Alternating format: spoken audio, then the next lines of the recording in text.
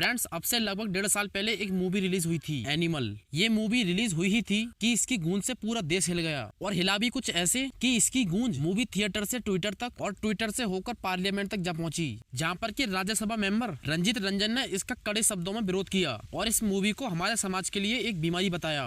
Sensor board ऐसी पिक्चरों को बढ़ावा कैसे दे रहा है और किस तरह से ऐसी पिक्चरें पास होके आती हैं जो हमारे समाज के लिए बीमारी है।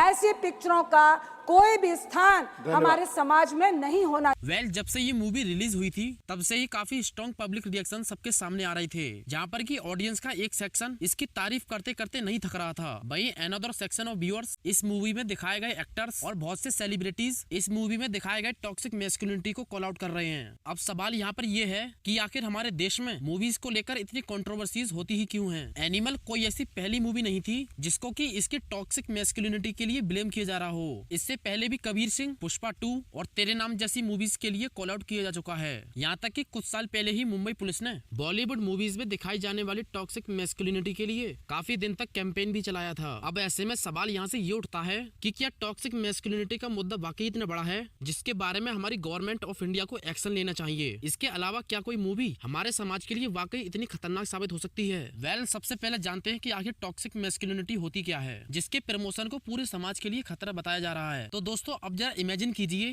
कि मर्द शब्द सुनते ही आपके दिमाग में क्या ख्याल आते हैं, क्योंकि कहीं ना कहीं आपके विचार ही ये स्पष्ट करेंगे कि आपके दिमाग में मैस्कुलिनिटी की क्या इमेज है। क्योंकि अगर हम मैस्कुलिनिटी को डिफाइन करें तो इसका मतलब रोल्स, बिहेवियर्स और एट्रीब्यूट से है, जिनको कि किसी पर्टिकुलर सोसाइटी में मैन या फिर बॉय के लिए एप्रोप्रिएट माना जाता है। यानी कि हम और आप जैसे लोग एक मर्द के बारे में जैसे भी मानते हैं, वही हमारे समाज के मेल जेंडर के नॉर्म्स को डिफाइन करता है कि आखिर मर्द कैसे दिखते हैं, कैसे कपड़े पहनते हैं, कैसी लैंग्वेज का यूज करते हैं, यहाँ तक कि उनकी पर्सनल हॉबीज से लेकर उनके करियर चॉइस तक इन्हीं नॉर्म्स के द्वारा जनरलाइज्ड किए जाते हैं। देखा जाए तो इसी तरह के जनरलाइज्ड नॉर्म्स या एट्रीब्यूट्स गर्ल्स और महिलाओं के लिए भी होते हैं। अब इसको आप एक एग्जांपल की मदद से इस तरह से समझ सकते हो कि जब भी हम किसी सोल्जर के बारे में इमेजिन करते हैं तो इस बात में 99% की प्रोबेबिलिटी है कि आपने एक मैन सोल्जर को इमेजिन किया होगा, जबकि इंडियन आर्मी में 7000 से ज्यादा फीमेल ऑफिसर्स हैं। ठीक इसी तरह से जब आप किसी नर्स के बारे में सोचते हो तो हाई प्रोबेबिलिटी आपके माइंड में एक फीमेल नर्स की इमेज बनेगी, जबकि हमारे देश में मोर देन 20% मेल नर्स भी हैं। ऐसे में हैरानी की बात यह है कि मैस्कुलिनिटी के नॉर्म्स जनरली बायोलॉजिकल रीजन से डराइव न होकर सोशल,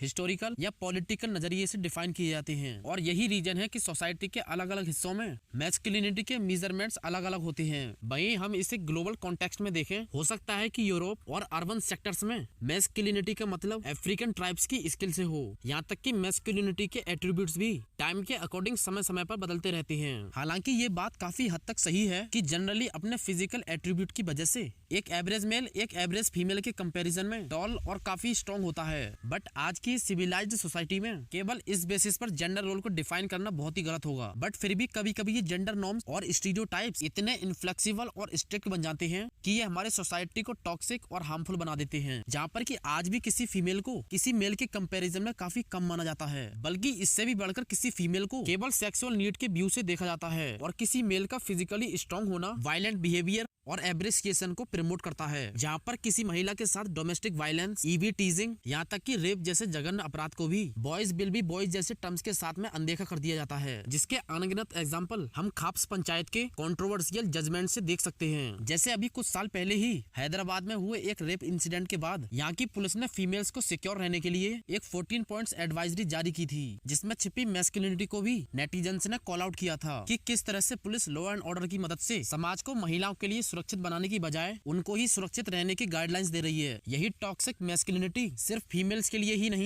बल्कि हमारे देश में मेल्स के लिए भी काफी घातक होती जा रही है। अब आपके मन में सवाल आएगा कि आखिर वो कैसे? तो फ्रेंड्स, अभी कुछ बीते महीनों ही उज्जैन के एक टीनेज स्टूडेंट ने ऑनलाइन बुलिंग से तंग आकर सुसाइड कर लिया। असल में 16 साल का प्रियांशु एक मेकअप आर्टिस्ट बनना चाहता था और इसी से लिंक्ड वीडियोस वो अपने सोशल मीडिया हैंडल्स पर अपलोड करता था। अब चूंकि उसका ऐसा करना सोसाइटी के जेंडर नॉर्म्स के अगेंस्ट जाता है, इसीलिए उसको मजबूरन सुसाइड करना पड़ा। यहाँ तक कि फ्रेंड्स, बस इतना ही नहीं, हमारे देश में बीटीएस जैसे के पॉप आर्टिस्ट के लुक का भी मजाक बनाया जाता है, जो कि दिखाता है कि हमारे समाज में हमारे अंदर इन जेंडर नॉर्म्स को कूट कूट कर भर दिया जाता है। और यही नहीं, यही जेंडर नॉर्म्स स्कूल्स और कॉलेजेस में बॉयज के बीच ऐसी बुलिंग और हरेसमेंट को हवा देती हैं, जहां सो कॉल्ड अल्फामाइट्स बिगर क्लासमेट्स को हरेस करती हैं, जहां पर कि किसी बच्चे का इमोशनल होना एक नेगेटिव पर्सनैलिटी ट्रेट की तरह देखा जाता है। देखा जाए तो कम उम्र से ही बॉयज के लिए खुद को गर्ल से कमतर समझने के बीज बो देती हैं, जिसकी शुरुआत इसी एक कॉमन सेंटेंस से हो जाती है। और कहीं न कहीं यहीं से स्टीरियोटाइप फॉर्मेशन की शुरुआत होने लगती है कि गर्ल्स इस दुनिया में एक वीकर सेक्स है, और अगर एक बॉय को एक मैन तक का सफर तय करना है तो उसे भी स्ट्रॉन्ग और इमोशनली ड्राइव बनना होगा। इसी तरह से मर्द को दर्द नहीं होता जैसी टैगलाइन भी इन सुपीरियर जेंडर नॉर्म्स को बढ़ावा देती है, जिसका बोझ भी मर्दों के कंधों पर ही आ जाता है, जिसको उठाने में वो नाकाम साबित होते हैं। यही वजह है कि स्टडीज बताती है कि टॉक्सिक मैस्कुलिनिटी और उनसे पनपने वाले एक्सपेक्टेशंस मैन को सोशली आइसोलेट करने का काम करते हैं। ऐसे में ये बिल्कुल भी ताज्जुब की बात नहीं है कि लैंसेंट रीजनल हेल्थ की रिपोर्ट के अनुसार इंडिया में मेल्स की सुसाइड करने की टेंडेंसी फीमेल्स के कंपैरिजन में 2.4 टाइम्स ज्यादा है। और ये स्टडीज ये भी बताती हैं कि फीमेल्स मेल्स के कंपैरिजन में प्रेशर को काफी ज्यादा ऑब्जर्व करती हैं, और ऐसा इसलिए होता है क्योंकि फीमेल्स अपनी प्रॉब्लम को दूसरों के साथ डिस्कस करती हैं, जबकि मेल्स के लिए ये मैस्कुलिनिटी के अगेंस्ट माना जाता है, और इसी टॉक्सिक मैस्कुलिनिटी के चलते वो अपने एक्सप्रेशन दिखाने से भी कतराते हैं, जिसकी वजह से वो अंदर ही अंदर घुटते रहते हैं, और उनकी ये घुटनियां वर्बल या फिजिकल वायलेंस के रूप में निकलती हैं, या फिर अल्कोहल और सुसाइड जैसे सेल्फ डिडक्शन के रूप में। यहाँ तक तो आपको पता चल ही गया होगा कि कैसे ये टॉक्सिक मैस्कुलिनिटी हमारे समाज के ऊपर बुरा इफेक्ट डाल रही है। अब यहाँ से सवाल ये उठता है कि आखिर कैसे कोई मूवी समाज में इस तरह के रॉन्ग एट्रीब्यूट को हवा दे सकती है। फ्रेंड्स, इस बात में कोई डाउट नहीं है कि किसी मूवी को एंटरटेनमेंट के पर्पज से बनाया जाता है, ना कि एजुकेशनल और सोशल मैसेज देने के लिए, और मूवी को बस एक मूवी की तरह ही देखना चाहिए। लेकिन जरा इमेजिन करके देखिए, हमारे देश में जहाँ हेयर कट्स और फैशन ट्रेंड से लेकर मैरिज फंक्शन को ऑर्गेनाइज करने के तरीके, यहाँ तक कि एक बच्चे का नाम तक मूवी से इंस्पायर होकर रख दिया जाता है। ऐसे में मूवीज के इम्पैक्ट को कम आंकना सही नहीं होगा। ऐसे में अगर कोई मूवी न केवल सोसाइटी के लिए एक रॉन्ग एग्जाम्पल सेट करती है, बल्कि उसको जस्टिफाई करके उसको सही साबित करने की कोशिश करती है, तो ऐसी मूवीज को without any doubt call out करना बहुत जरूरी हो जाता है, क्योंकि हमारी मूवीज अपनी चुनी गई डायरेक्शंस के अकॉर्डिंग हमारे समाज में कंस्ट्रक्टिव या डिस्ट्रक्टिव रोल भी प्ले कर सकती हैं। और फ्रेंड्स, हमारी और हमारे समाज की ये रिस्पॉन्सिबिलिटी है कि वो अपने यूथ को सही और गलत का डिफरेंस समझाएं, जहाँ पर कि वो मूवीज की इमेजिनरी दुनिया को देखकर एंटरटेन तो हों, बट उनके मोरल, वर्चुअल और रियल वर्ल्ड के भेद को भली भांति समझाएं। तो भाई, ये थी आज की हमारी वीडियो टॉक्सिक मैस्कुलिनिटी के ऊपर। अगर आपको वीडियो अच्छी लगी हो तो वीडियो को लाइक करो, कमेंट करो, और हाँ, हमारे चैनल को सब्सक्राइब करना मत भूलना। Thanks for watching.